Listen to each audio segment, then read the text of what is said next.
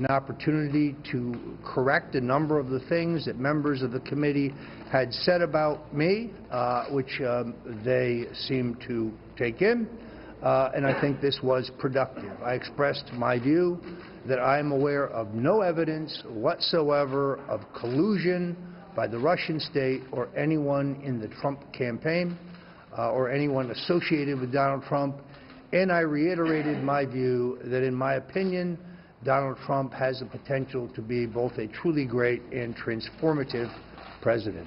I'd be happy to take your questions. Yes, sir.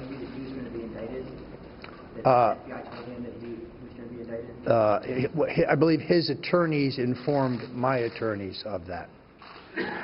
Are you aware of any other type of potential legal action in that realm aside from Mr. Manafort? I am not. Have you been contacted in any way, or assume that you might have some potential legal? I have not. I have never heard from Mr. Mueller's office, from the FBI, and I only had an initial contact from the Senate Intelligence Committee asking us to preserve records. Just on the Manafort, his attorneys have told your attorneys that he expects to be indicted. Have they given any indication about when? No, they didn't seem to know. They seem to know neither when nor what the charge may be. And just what happened in there, how much of the questioning focused on your discussions through an intermediary with Mr. Assange, as well as this discussion over Twitter with Guccifer? A fair amount.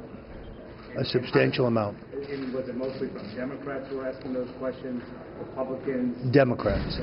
And did you have any other communication with Guccifer too beyond? None whatsoever, and I had made that public yesterday. We released the entire exchange, which takes place, I believe, between August 15th and September 9th, many weeks after the publication by WikiLeaks of the DNC material, meaning collusion with Guccifer in the hacking and release of that material would be impossible unless I owned a time machine, which I do not. Is it still your view that Russians had nothing to do with the hacks of either the DNC or Mr. Podesta? That is my belief. I subscribe to the view published in The Nation magazine several weeks ago that the computer science seems to indicate an inside job. So I don't know whether the DNC was hacked. I don't know whether at all. I don't know that it was hacked by Russians.